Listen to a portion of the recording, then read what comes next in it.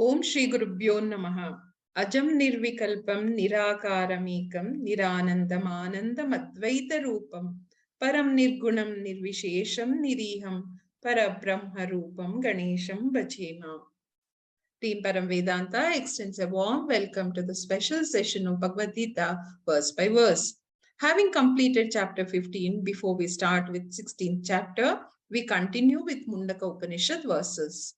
In today's session, we cover 5 verses from Dvitiya Mundaka, Dvitiya Khanda, and Tritiya Mundaka and Prathama Khanda. We have chanting of Vishwanath Ashtakam by Dr. Diksha at the end of our presentations. Our revered teacher, Dr. Timmappa Hegde sir, will enrich the presentations with his valuable insights. Over to you, sir. Thank you, Dr. Vasumati. Sadashiva Samarambam Shankaracharya Madhyamam Asmadacharya Paryantam Vande Guru Paramparam. Om. We continue our study of the Mundaka Upanishad. A spiritual journey is an inner journey, and all our sadhana is to return to the source. What is our objective of studying the Gita and the Upanishads? We have role models like Bhagavan Ramana, who are called Jivan Mukta. Mukta means a person who is utterly free, even while in this body. We are not looking for a goal that is posthumous. What we are looking is, if one person can attain to such an amount of peace, security, and happiness within oneself, that means we are not looking for anything outside. If one person can discover that sense of anything that happens in the world outside cannot affect you, it is our birthright. And that is why we are studying the Upanishads, and the model Upanishad, the simplest and one of the first Upanishad that is recommended for our study is the Mundaka Upanishad. In today's class, we come to the climax of the Mundaka Upanishad, which is the story of the two birds, Jiva and Ishvara. It looks like we are talking about two. That is the beauty of Advaita Vedanta. Advaita Vedanta is called non-dual. By non-dual, you will say it is not one, it is not two. So you have a very unusual term to combine the two into one as non-dual or Advaita. This Upanishad, especially the part of the Upanishad that we are going to study today, is our own biography. That means within this body or within me, I can relate to two characters. One is my lower self represented by the lower bird, and the other is something so extraordinary. And this is my potential. I can come down to being utterly human, but at the same time, I can, in this instant, even as you are listening, if you are becoming aware of that listener who is aware of what is happening in your mind, in that moment, we are transported to becoming the upper bird. In order to achieve that, a lot of sadhanas are required. And one of the sadhanas that we do before we study any Upanishad is to chant a Shanti Pata. And the Shanti Pata for the Atharva Veda is this beautiful Shanti Pata, Bhadram Karnebi Shrunyama Devaha. What is a Shanti Pata? A Shanti Pata is to be chanted by both the teacher and the student. We invoke God's grace. Although we are talking about Advaita Vedanta, you will see there is a bhakta in all of us. Even before we start any project, there is a request that there may be no obstacles. And because obstacles can come from all sources, that is why in the end we will say Shanti, Shanti, Shanti 3 times. Because this is an important project, we are here to discover our true nature. We have the good fortune of the presence of the Guru, and therefore can we make the most of this moment. While my karmas, especially the bad karmas or sometimes even my good karmas, can take me away from this moment, we request Bhagwan or all the forces of nature or whatever We can call these forces that allow everything to happen to give a temporary stay order from all these obstacles. And then we address various devatas. Who are these devatas? When we go to a temple, in addition to the main Garbhagraha, the main idol, when you come out, there will be what are called the Navagrahas, the many other devas who control various organs, like Surya Devata controls my eyes. We make a prayer to all the devatas that may this body serve its purpose, its only purpose of getting Parama Purushartha. And once I have attained to that, nothing really is required from this body. We are not asking for a long life, but in this prayer, what we are asking for is, as long as I live, may all my organs be functioning properly.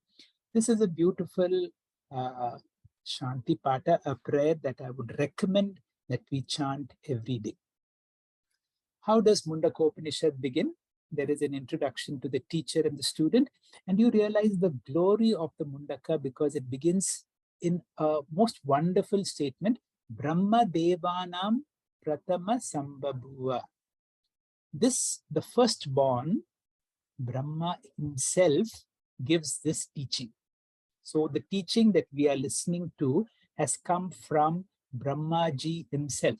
He gives this teaching to his Jeshta Putra Atharva, and from then through a series of acharyas. That is why we do Sadashiva Samarambha, Shankaracharya Madhyamam, Asmadacharya Paryantam.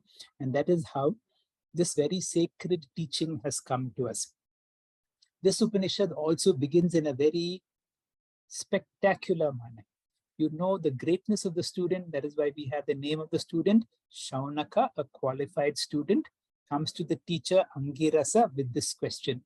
O Bhagavan, please tell me that knowledge, knowing which everything worth knowing is known.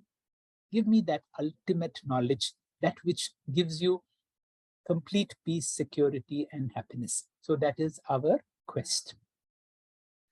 There are so many beautiful mantras, but each of these mantras come at the conclusion of a lot of discussion. This is the 12th mantra. The 12th mantra at the conclusion of the Prathama Mundaka goes like this. Pariksha Lokan Karmachitan Brahmana. A person who has investigated our life. That means Karmachitan. What have I achieved through my karma, through all the activities that I have done? What is that I have achieved? And then you realize the faster I run towards my goal, the horizon seems to be receding, and the gap between me and what I would like to achieve remains a constant. Then I realize what I really need is the infinite. And I know one thing, through finite activity, the infinite can never be achieved. So suddenly I realize going more and more into the outer world is not going to give me what I really want. And that is when we begin to take a U-turn, as I showed you in the first slide, when the river takes a complete U-turn and goes inwards. Tat Vijnartham. When that wisdom dawns, then you come to a person who has realized all these things. Sa Guru Meva Abhigachet. Carry Samitpani to the Guru. Samitpani is all my ego, my past. So surrender yourself to the Guru. What kind of a Guru? A Guru who has anchored in the Brahman, who is Brahmanishta, and who also has the ability to communicate his understanding. In the end of the second Mundaka, that means second Mundaka, Prathama Khanda, ends in a very powerful manner, this mantra. This is one mantra again, like Badram Karnebi Shrunyama Devaha, the Shanti Pada. This is one mantra through understanding. I want all students of Mundaka to chant every day. This is an everyday chanting mantra. And this mantra should be chanted with understanding. And what is the understanding? Purusha eva idam vishvam. This world that I see and experience, whatever I see and experience, is none other than Purusha or Brahman himself. But then this world is so unequal. Why is this world so much of inequality in the world? It is explained by karma and tapaha. This world is a product of my past karma, my past upasana. Once I know that this world that I see is none other than Purusha, and through all the Upanishadic understanding that I know what I see is existence, and the seer is consciousness. Consciousness and existence are not two things. Consciousness lends existence. So this whole world is none other than an extension of me. From now on, there is no sense of otherness. When there is no sense of otherness, who is there to fear? Where is there competition? Where is there any form of insecurity with? Because there is no sense of otherness. This whole world is none other than myself. Yetad yo veda nihitam guhaya. When this understanding is understood very clearly in the cave of my heart, guhaya, so avidya grantim vikirati somya. The Guru tells the student, oh dear student, once you understand that the consciousness in you, because of which you're able to see everything, and whatever you see is none other than the extension of you itself. Just like the dreamer projects the dream world, so too, an example, this world is not other than you. And if you understand, all ignorance is gone at that moment itself, and you anchor into true Brahma Vidya. To elaborate, Brahman alone appears as the world, and whatever is experienced is none other than Brahman. There's another beautiful Upanishad which talks of this as Isha Vasyam Idam Sarvam. Sarvam Kalvidam Brahma. And today's class will begin by this beautiful mantra, Brahma Eva Idam Amritam Purasta. That means what is seen in front is Brahman, what is behind is Brahman, what is on my right, on my left, what is below and above, and also what is within. And this beautiful mantra, which is the conclusion of the second khanda of the second Mundaka, will be explained by Mamata, please. Shri Gurubhyo Namaha. The mantra 2.2.12 is a profound and concluding mantra which reveals the climax of Vedantic teaching, that is the Advaita philosophy. In the next slide, previous shloka 2.2.11, Natatra Suryo Bhati, reveals that I, the higher nature of every individual, the all-pervading Atma or Brahman, the consciousness principle, is the illuminator or knower of everything, and everything, that is the body, the mind, the thoughts, and the world, is illumined or known because of I, the Atma. Hence, Atma can never be an object to be known. It is ever the observer, the subject. Therefore, I, my higher nature, am the Atma. Everything else is anatma, or the matter, is what could be the general understanding. And this can make us think we are in dvaitam, that is duality. However, this would be contradicting the Advaita philosophy, which proclaims non-duality, which means everything is God, that is the all-pervading Atma or Brahman.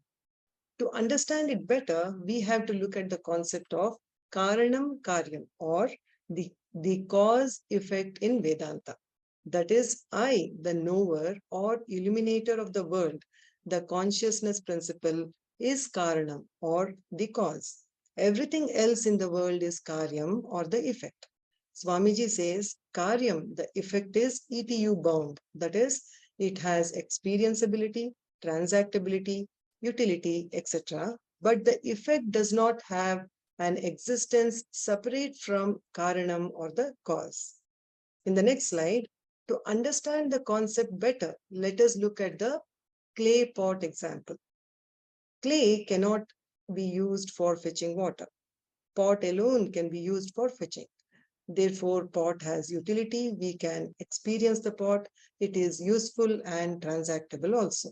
Even though pot has got all this, that is ETU, we cannot count pot as a separate entity than clay, because pot cannot exist without the clay. In other words, pot does not have an existence separate from the clay.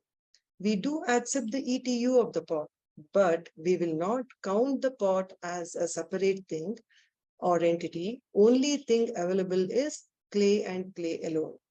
Similarly, extending the analogy to the existing world, Vedanta says world has got ETU, that is experienceability, transactability, and utility. However, it does not have sustainability on its own. The original substance behind the entire world is nothing but Karanam Brahman, or I, the Atma, the consciousness principle. Just like the clay appears as different pots for ETU, I, the Atma or Brahman, appear as existent world with various nama and rupa. Let us look at another example as discussed by Swamiji, the waker, previous slide, sir, the waker dreamer example. Just as a waker or an individual creates a dream world with various things and thoughts and is the observer of the dream, I, the consciousness or Brahman, the observer alone, creates or appear as the world with different nama and rupa. In the next slide, that means I, Brahman, the cause or karanam for everything, appear as the world which is the effect or karya. In other words, that which appears as various names and forms is only Brahman, which is without names and forms. Hence, there is no world separate from Brahman. Therefore, Upanishad concludes, Brahman is the only absolute reality. Atma, anatma duality is not there. We keep the pot in the hand and say, this is also clay. We keep the lid and say, this is also clay. Similarly, everything in the universe is Brahman. Looking at the shloka, which conveys this message, Brahmaivedam amritam purastad, Brahma paschad, Brahma dakshinataschotarena, adhaschordhvancha prasritam, Brahmaivedam vishvamidam varishtham. The literal meaning is, this eternal Brahman alone is before, is behind, is to the right and to the left, is spread above and below. In fact, the supreme Brahman alone appears as the whole universe. Brahmaivedam vishvamidam varishtham. Corresponding Gita shloka, that is 4.24, Brahmarpanam Brahmahavir, conveys similar message. In the last slide, in conclusion, the Gnani who has realized Brahman will discover, I alone am the subject Brahman. I, the Brahman alone, am the object. Everything in the universe are my manifestations. Aham eva sarvam. Gnani remembers this all the time and remains unaffected. Thank you, sir. Hari Om. Thank you very much, Mamta, for a very nice explanation of a very important mantra from the Mundaka Upanishad, which is very similar to this very popular verse from the Gita, Brahmarpanam, Brahmahavi, Brahmagno, Brahmana Hutam, Brahmaiva Tena Ganthavyam, Brahma Karma Samadhinaha. Utkramantam Stitam Vapi.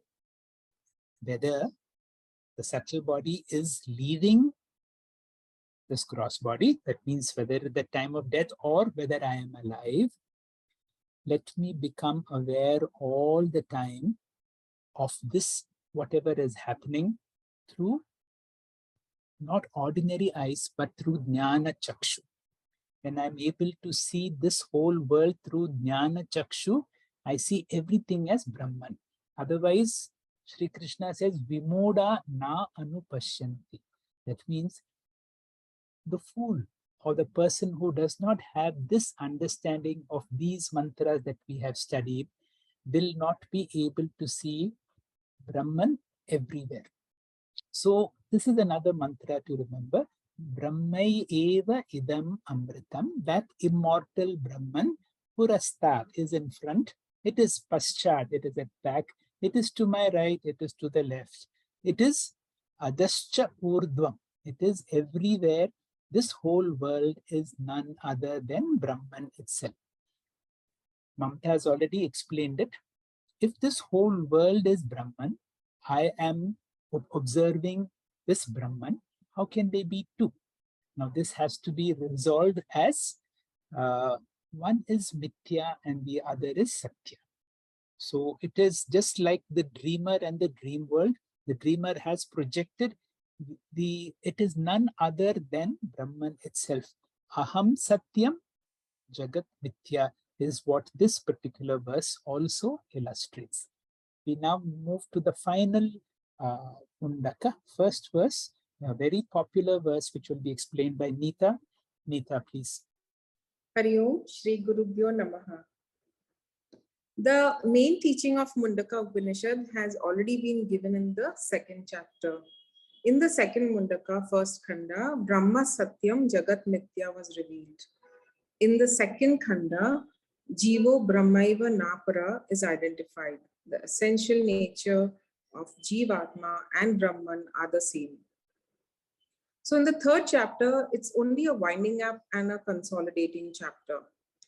In this verse, the Jivatma Paramatma Aikyam is indicated once again with the help of yet another example, and it's often quoted by Adi Shankaracharya and the other gurus. Coming to the mantra, Atha Tritiya Mundake Prathama Khandaha Dvasvaparna Sayuja Sakhaya Samanam Riksham Parishasvajate Tayoranyaf Pipalam Swadvati Anashnananyo Avichakashiti. There are, next slide, there are two birds, lower bird and the higher bird. They are bright and shining, Dvasvaparna. They are inseparable, Sayuja, and they are similar, companions, friends, Sakhaya.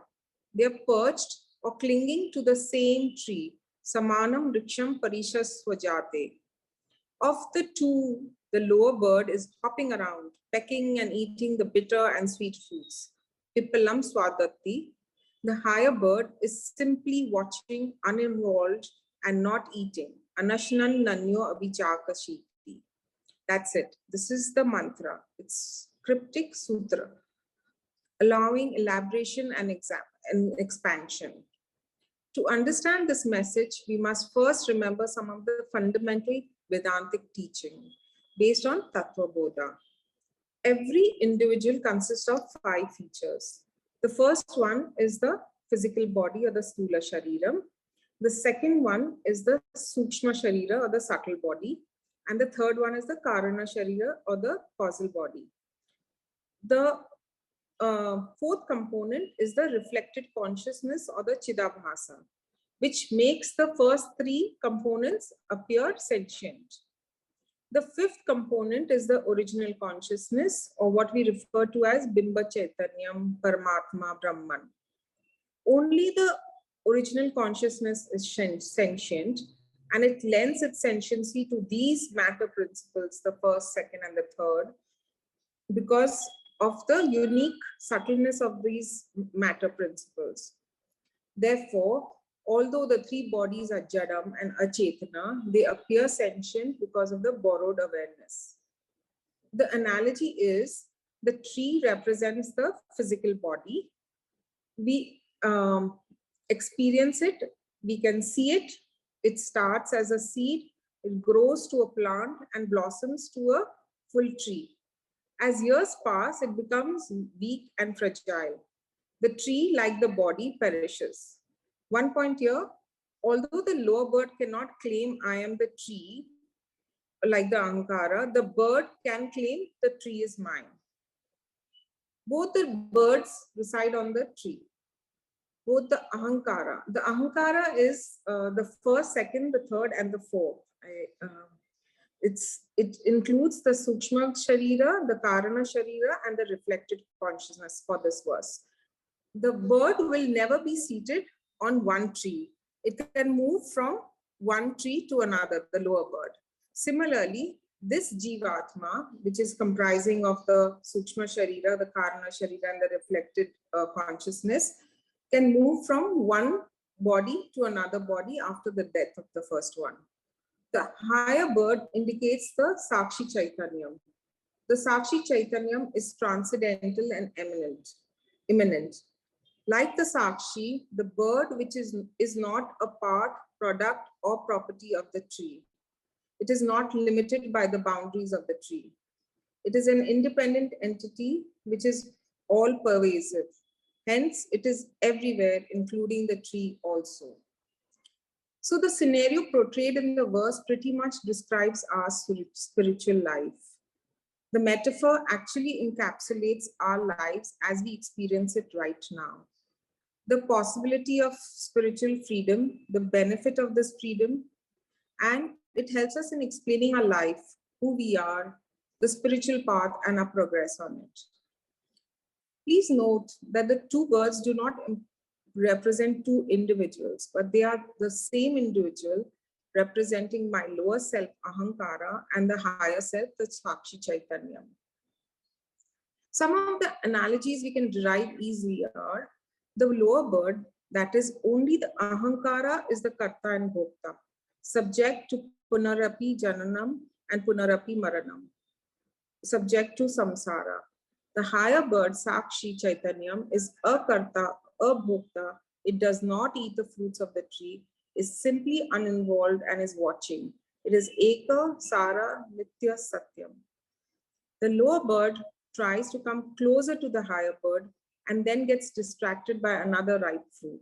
Same way, we are completely involved in samsara and keep procrastinating our self-discovery. Directly, the lower bird cannot see itself as the higher bird. As the lower bird moves deliberately closer to the higher bird, gets more and more transformed, and it realizes it alone is the higher bird. There never was a lower bird, it was a game of Maya. In the same way, directly we cannot see ourselves as that original consciousness. We need to go through Karma Yoga, Upasana Yoga for Chitta Shuddhi, and then receive Atmanyanam with the help of a Guru and Shastra. The whole of Atmanyanam is about shifting the reference of the I. I am Ahankara backed by Sakshi to I am Sakshi functioning through the Ahankara. So we shift our reference from I am Ahankara backed by Sakshi to I am Sakshi functioning through the Ahankara.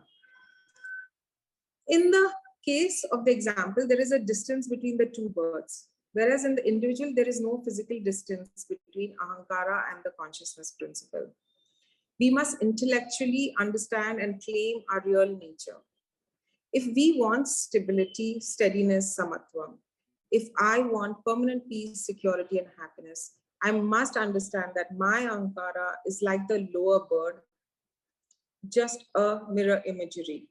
It is false, it is not real. We are struggling with that which is not there, that which is unreal. It is a superimposition on that one reality. The example allows a clean, clear distinction between what is Satyam and what is not so real. More detailed elaboration on the two words is given in the next one. Thank you. Hari Om. Thank you, Neeta. That was a very nice explanation of a very, very popular verse. And in fact, the whole Mundaka Upanishad is projected around this example of the two birds. And as you must clearly, as it was clearly explained by Neeta itself, it is not two different entities. It is two aspects about myself. At one moment, I can be utterly human. In another moment, I can be utterly divine. In order to make that phenomenal jump, we have to go through various sadhanas. One sadhana is Karma Yoga and Upasana Yoga that gives me Jnana Yogyata. And once you get that Jnana Yogyata, the Guru begins to teach you, like when you go to a medical school, that we do not have a single body, but there is a gross body, there is a subtle body, there is a causal body. This body is inert by itself, but the subtle body has the ability to use the all-pervading consciousness, and it reflects like the mirror. And because of that, there is a new entity that is born. This is my Ahankara. And because of this ahankara, there is a sense that I am separate from the origin. That sense of ahankara is what is represented by the lower bird. Now, as very nicely explained, if I identify with my body and mind, I am a karta, I'm a bhokta, I have samsara, I have punarapi jananam, punarapi maranam. The moment I realize that moment I identify with the consciousness and see that I am only using this body mind, which is going to be explained in all the subsequent three speakers. All three speakers are going to build on this. And the first speaker will be Dr. Sanjay Mehrotra. Dr. Sanjay, please. Thank you, Dr. Hegde. Om Shri Guru Pyo Namaha.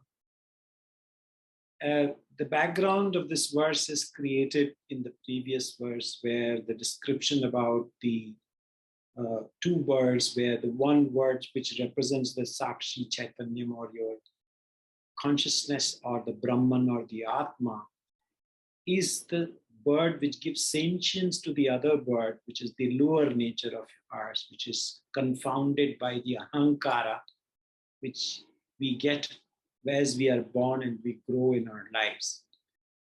This is a very important verse from Mundaka Upanishad, which is trying to say that the Jivatma and Atma are in one person only, and not two things. And also that Paramatma is not anywhere away from you. Paramatma is within you. And this verse says that that understanding changes your perspective or attitude towards the understanding of what you call as Brahman, God, Paramatma. And this journey, where you start searching it, is an inward journey. It's not an outward journey.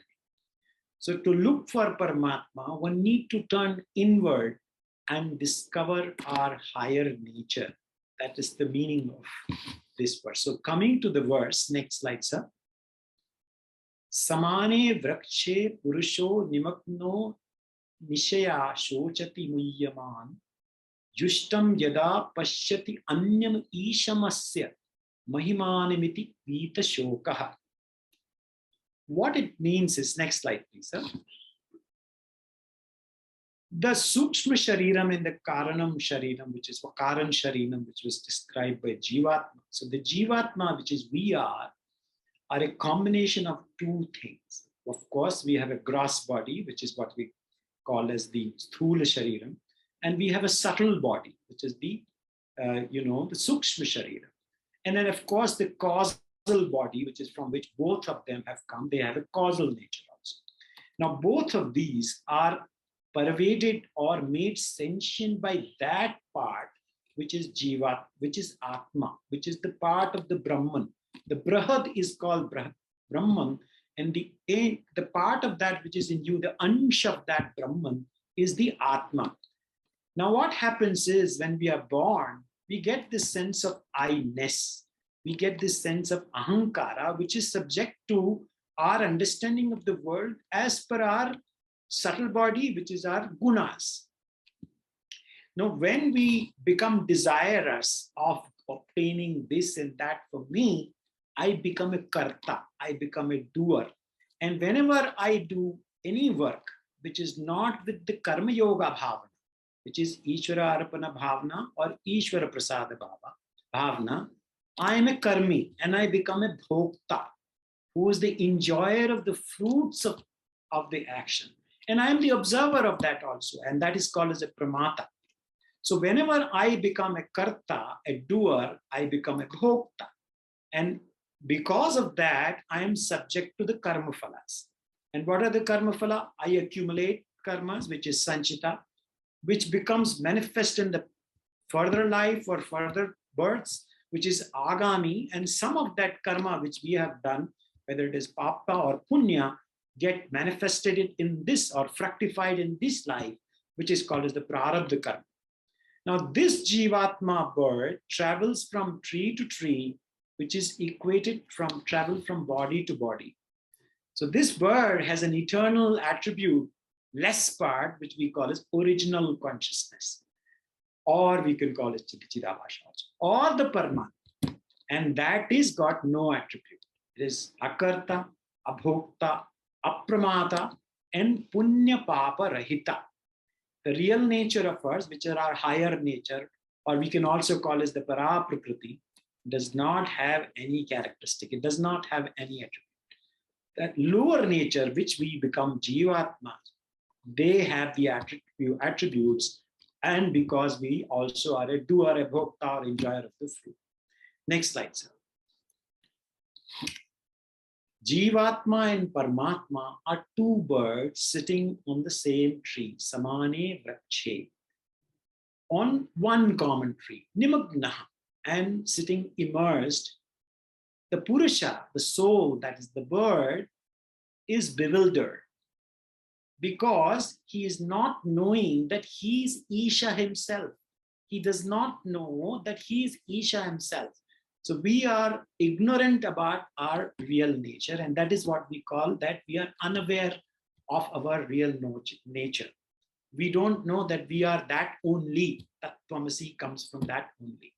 And that bird, which does not know its real nature, is filled with sorrow, and he thinks, or she thinks. Next slide, please. Yada, but when pashyati, he sees anyam, the other, the real one, the beloved, which is what is called as the Atma here, the beloved Lord, and it knows his glories, it understands its greatness, then all the Vita Shoka are finished. It becomes devoid of all the unhappiness, the sorrows of the life. It passes away. And the whole meaning is that we don't know our real nature. We are confounded by the ahankara and the desireness of this jivatma, which does work for itself, obtaining, greedy, gets this, get that, keeps going on. The life keeps going on and on and on. There is karma phala, but he doesn't know who is doing the karma. The real doer is who? The real doer is that which does not have attributes. It's only making us confound this understanding that we are a lower form of that Atma. We are not. Once we understand that, our sorrow passes away, and that is the meaning of this verse. Thank you, sir. Hari Om. Thank you very much, Dr. Sanjay, for another very nice explanation. Sometimes I wonder what is there for me to speak after you have given a nice explanation.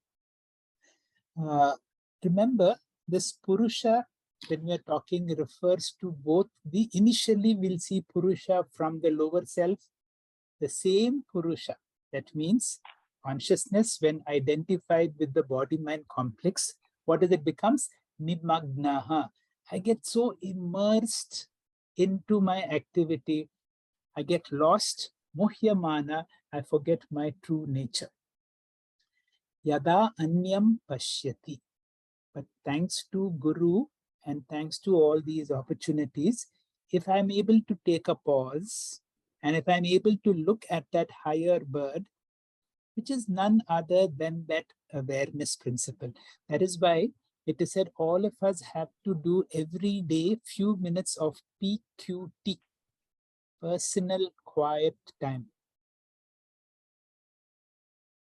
In that stillness, you discover the one who is observing that stillness. You discover the observer. The observer is justam, adorable, who is, asya mahimanam, who is somebody so great. Can you imagine that? There is something so extraordinary in me, which can be me. And if I identify with that higher nature in me, Vita Shokaha, all my sorrow disappears. Dr. Ravi Shankar will dwell on this by explaining further how we move from this understanding between the lower bird to the higher bird. Dr. Ravi Shankar, please. Shri Gurubhyo Namaha. Yada pashyate rukma varnam kartaram isham purusham brahma yonim tada vidwan punya papa viduya niranjana paramam samyam upaiti. The samanya meaning of this verse is when a seeking bird, which is the troubled bird, beholds the golden-hued enlightened bird as the doer, the ruler, the supreme being, the very source of the birth of this creation, then, becoming wise, it shakes off all its deeds of merit and demerit to become pure and stainless and attains that supreme state of equanimity. We understand this paravidya, which is the most important, this higher knowledge. And this is explained with this wonderful metaphor of the two birds. The lower bird, Jiva, is the worldly existence, Jiva, bird, which pecks at all the fruits and is engrossed in Vishaya. And the higher bird, later on, of course, Bhagavad Pada Shankara says that they are all closely connected, both the higher and the lower bird, is a wise person, the illumined sage, who is ready to remind the lower bird of its original state of grandeur. And this Jiva is like a bottle bashed and tossed by the waves of samsara, ignorance, desire, attachment, and the fruits of body identification. To move from delusion to illusion, from false identity to true identity, and from ignorance to knowledge is the spiritual journey of the lower bird.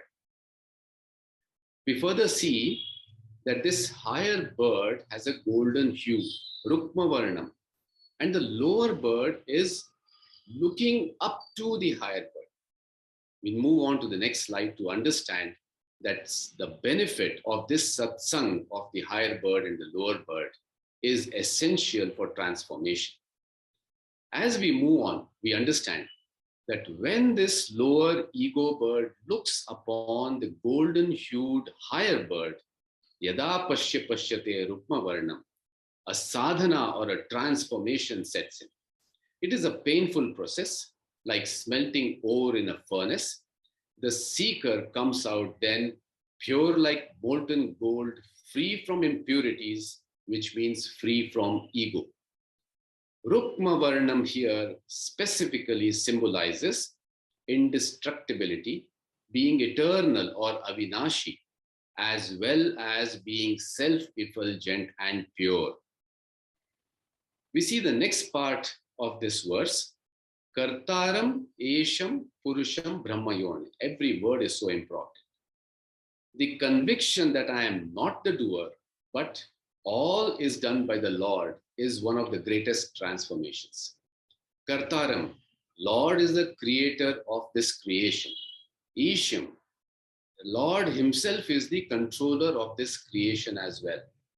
Purusham, Lord resides in this body, which is the Puram. Brahmayonim, Brahman is the creator of the very source of this creation, which is Hiranyagarbha. So the essential goal of every seeker is Brahma Aikyam. Then what happens? Tada, in the next slide we see, Vidwan, the wise knowing this, understanding this, that Papa and Punya are the seeds of karma and hence responsible for this cycle of birth and death. Vidhuya, he shakes off, he burns all the karmas and the bondage at once. And this seeker learns from this Vidwan that the supreme being is the doer, the ruler, and the ego is completely melted.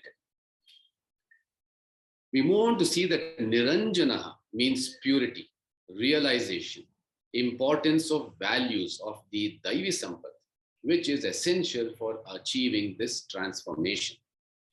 Paramam means the highest, non-dual or Advaita. Samyam is oneness, to get oneness. And it is not merging of two, but dropping the notion of duality. This is the Advaya Lakshanam. The explanation of the verse above, as till now, is from the standpoint of the seeker, the lower bird, in satsang with the Rukma Varnam, wise higher bird. Swami Paramarthanandji and Bhagavad Pada's Bhashyam clearly now says that if you look at it as a reference from the higher bird, the meaning of this verse would be Yada, at that time when the Vidwan, a seeker, recognizes the Purusha, the Paramatma, he has Brahmaikyam, understanding that Paramatma itself is Rukma Varnam, eternal, Avinashi, stainless, pure, no ego, the creator of this creation and the controller of this creation. That Nirguna Brahma itself is responsible for the Saguna Hiranyagarbha. That is the essence. So the pure Brahman is Niramaya and it is Nirlepa, whereas the Jiva is now transformed away from all the ego and ignorance to a Vigata Klesha, away from all the Vigata Jwara. This is the essence of this beautiful verse. Hari Om Sir. Thank you very much, Dr. Ravi Shankar, for another excellent explanation of such a profound verse. Whenever I listen to these explanations of these verses, two things come into my thoughts.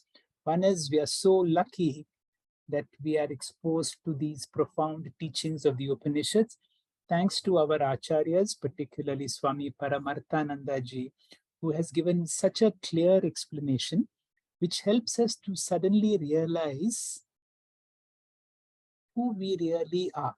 Yada Pashya. When I realize Pashyati Rukma Varnam, when I realize that shining consciousness, eternal shining consciousness within me, who is Kartaram. Adi Shankara goes into a deep explanation, very nicely explained by Dr. Ravi Shankar, because honestly, we are a Karta. But the more you realize your higher self, you allow things to happen through you. And you realize you are none other than the source of all creation, including Brahmaji. The moment we recognize that, Tata Vidvan, it is then and only then, when I disidentify from my body, as long as I identify with my body, Punya and Papa and the Punarapi Jananam, Punarapi Maranam cycle will continue. The moment I identify with my higher self, which is Niranjana, which cannot be stained at all, then I immediately jump out of this cycle. There is no more Punarapi Jananam, Punarapi Maranam from this instant onwards. And this is the pinnacle of Brahma Vidya, so nicely brought out in this verse. The celebration of this verse will be explained by Dr. Anupama. Dr. Anupama, please. Shri Gurubhyo Namaha, Mantra 4. Prano heshaya sarva bhutaihi vibhati vijanan vidvan bhavate nativadi. Atma krida atma radhi kriyavan esha brahmavidam varishtaha. Anvaya yaha hi prana esha sarva bhutaihi vibhati tam vijanan vidvan ativadi na bhavati. Atma krida atma radhi kriyavan eshaha brahmavidam varishtaha bhavati. The topic here is Jnana Phalam and the glorification of a Jnani. The Phalam is Sarvatra Atma Darshanam, and here a Jnani is glorified as Na Ativadi, Atma Krida, Atma Radhi Kriyavan, and Brahmavidam Varishtaha. In the first quarter, Esha Prana Sarva Bhutaihi Vibhati. Here, Prana means Pranasya Prana or Jivatma. With reference to Upanishad, Shrotrasya Shrotram, Manaso Manasaha, Pranasya Prana, and so on. Meaning that Jivatma, which makes the Prana sentient. Now, we have just heard Jivatma Paramatma Aikyam being explained as two names of the same Atma, the Paramam Samyam of Dvasuparna. Therefore, Esha Prana as Jagat Karana, Sarva Bhutaihi Vibhati means the Paramatma manifests Vibhati in all ways. The Jnani knows Brahma Satyam Jagat Nityam. The entire creation is a projection of Maya Shakti. Ya Brahmadi Pipili Kanta Tanushu, be it Brahmaji or an ant. Brahmadi Stamba Paryantam, from Hiranyagarbha to the minutest organism. The Jnani knows Yasya Eva Spuranam Sadatmakam Asat Kalpartakam Asate. The second quarter, Vijanan Vidwan Bhavate Nativadi. Vijanan Vidwan means a wise person who knows that Atma is the very substratum of all beings. Knows not as this or that Atma, but aparokshataya, as ayam aham asmi iti. As a consequence of this knowledge, he is not an ativadi. An ativadi is an excessive talker, an anatmavadi. The wise man, in contrast, is an Atma Vishayavadi. As the Chinese philosopher Lao Tzu said, those who know do not speak, and those who speak do not know. The wise man sees Pashyanti Jnana Chakshushaha, only Atma, even in his Vyavaharika association with Anatma, like Brahmarpanam, Brahmahavi, etc. He has no secular sacred demarcation. For him, Brahman is that in which a second thing is just not possible. Therefore, he is a na-ativadi. The third quarter, Atma Krida, Atma Rati Kriyavan.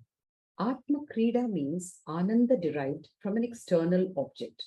Atma Ratihi means Ananda derived from an imaginary object. For a Jnani, whatever the source, it is just Vishaya triggered Atmananda only. Yasya Brahmani Ramate Chittaha Nandati Nandati Nandatyeva. Both are Atmananda for a Jnani because, as Lord Krishna said, Prajahati Yata Kaman Sarvan Partha Manogatan. He is Atmani Eva Atmanatushtaha. What is meant by Kriyavan? Kriya means activity and Van means associated with. For a Jnani, karma and the dvaita or vyavaharika prapancha are just mithya. His kriyas are jnanam as shravana mananam, dhyanam in the form of nididhyasanam, vairagyam, etc. The last quarter, Esha Brahma Vidam Varishtaha. Among all jnanis who recognize Brahman as themselves or the Brahma Vidhams, the one described here is the greatest, Varishtaha. Remember, there is no gradation in Jnanam. The obstacles or pratibandha to Jnanam are graded from maximum to least as follows. First, Brahmavit. Next, Brahmavit Varaha. Third, Brahmavit Variyan. And finally, Brahmavit Varishtaha, who is the one described here. Thank you. Thank you very much, Dr. Anupama. A very clear explanation of once the lower bird, that is me, who all along has identified with my body-mind complex. Now, because of the grace of the Acharya, because of Guru, because of Shastra, I now turn inwards and I discover that I am none other than that Rukma Varnam, that glorious higher bird. What happens? How does such a person live? Very nicely explained it, but it is my need to be able to elaborate on this again from my own words or the words of my teacher. What happens when you know I am Atma Brahma? How do you celebrate your life? Suddenly, the world now becomes not so important. Nothing in this world, no news is breaking news for you. And therefore, na ativadi bhavati. There is nothing really needs to speak about anything in the external world. And so the person really becomes a misfit in the world because there is nothing to interact. Such a person becomes more and more quiet. And sometimes you begin to say, is this person okay? Swamiji has given a lot of license for his own students who are in the path. He says after some time you become a little misfit in society, and that is proof of spiritual evolution. Na ativadi bhavati. There is no need to speak. There is no need to prove anything to anybody. If somebody says something which is not okay, yeah, it's not okay. I don't have to argue with that person. I accept, I don't have to accept your view, but I'm not going to contradict any view. Atma Krida. This is a great word.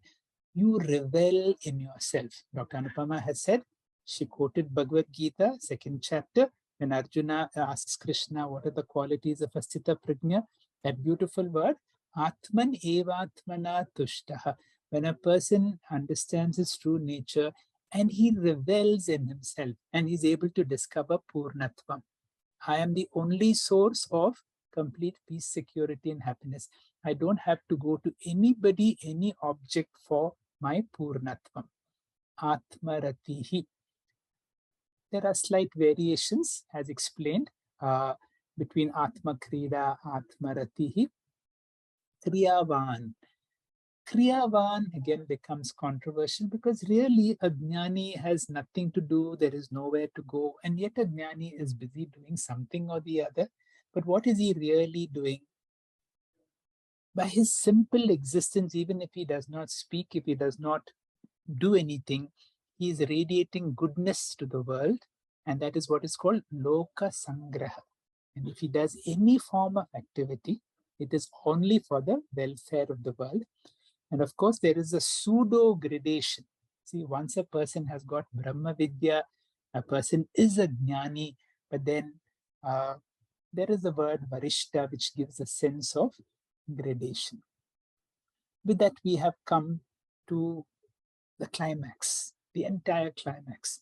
I know we have so many more verses in the Bhagavad, in the Mundaka Upanishad, but each of these verses are only to reinforce this reveling which Swamiji has brought out in the form of an excellent capsule for us to remember all the time. Because the moment I remember these capsules, I am able to see the upper bird, and not only see the upper bird, identify as the upper bird and be in the upper bird and continue to do Vyavahara as long as I am in this body. And what are these 5 capsules that Swamiji has helped us to remember? And it is these 5 verses that help us to remember, I am of the nature of eternal and all-pervading consciousness. I am Atma Brahma. This Atma is the only source of permanent peace, security, and happiness. By my mere presence, I enliven this body. And through this body, I am able to experience this whole world. Or if you're more confident, and if you can say, my eva sakalam jatam, my sarvam pratishtita. The whole world is existence because of me as consciousness. And therefore, because I am of a higher order of reality, anything that happens in this world, even if the stock market crashes, if the rupee gets devalued, if the oil prices go up, if there is a war that is going around, I'm aware, and I'm aware of the difficulty, but it is not going to adversely affect me in any way because I know my true nature and I am able to adapt to it. When I forget my true nature, I get nimagnaha, I get immersed in samsara, and when I remember it, I attain to Parama Purushartha. We'll conclude by a chanting of the Vishwanatha Ashtakam by Dr. Diksha Naik. Dr. Diksha, please. Hari Om. Gangatharangaramaniya jatakalapam Gauri nirantara vibhushita vamabhagam Narayana priyamanangamadapaharam Varanasi purapatim bhaja Vishwanatham वाचामगोचरमनेकं गुणस्वरूपं वागीश विष्णुसुरसेवितपादपीठं वामेन विग्रहवरेण कलत्रवन्तं वाराणसीपुरपतिं भज विश्वनाथम् शीतांशुशोभितकिरीटवराजमानं बालेक्षणम् अनलविशोषितपञ्चबाणं नागाधिपारचितभासुरकर्णपूरम् वाराणसीपुरपतिं भज विश्वनाथम् पञ्चाननं दुरितमत्तमतङ्गजानां नागान्तकं दनुजपुङ्गवपन्नगानां दावानलं मरणशोकजराटवीनां वाराणसीपुरपतिं भज विश्वनाथम् तेजोमयं सगुणनिर्गुणमद्वितीयम् आनन्दकन्दमपराजितमप्रमेयम् नागात्मकं सकलनिष्कलमात्मरूपम् वाराणसीपुरपतिं भज विश्वनाथम् आशां विहाय परिहृत्य परस्य निन्दाम् पापे रतिं च सुनिवार्य मनः समाधौ आदाय हृत्कमलमध्यगतं परेशं वाराणसीपुरपतिं भज विश्वनाथम् रागादिदोषरहितं स्वजनानुरागं वैराग्यशान्तिनिलयं गिरिजासहायं माधुर्यधैर्यसुभगं गरलाभिरामं वाराणसीपुरपतिं भज विश्वनाथम् वाराणसीपुरपते स्तवनं शिवस्य व्याख्यातमष्टकमिदं पठते मनुष्या विद्यां श्रियं विपुलसौख्यम् अनन्तकीर्तिं सम्प्राप्य देहविलये लभते च मोक्षम् सम्प्राप्य देहविलये लभते च मोक्षम् Thank you, Diksha, for the melodious chanting. Thank you, Dr. Hegde sir, for being our role model in reinforcing our spiritual journey with vigor and fervor. A sincere thanks to all the speakers for sharing their understanding of these verses in such a clear way. Team Param Vedanta says a big thank you to all of you for your active participation. Our next session on Monday, 24th of October, is the 32nd session of Disha, the cause of samsara and bhakti as a remedy for samsara in Bhagavad Gita verses 14 to 19 of chapter 7, Akshara Brahma Yoga, will be discussed. We conclude today's session with our usual prayer. Om Purnamada Purnamidam Purnat Purnamudachyate Purnasya Purnamadaya Purnamevavashishyate. Om Shanti Shanti Shanti. Hari Om.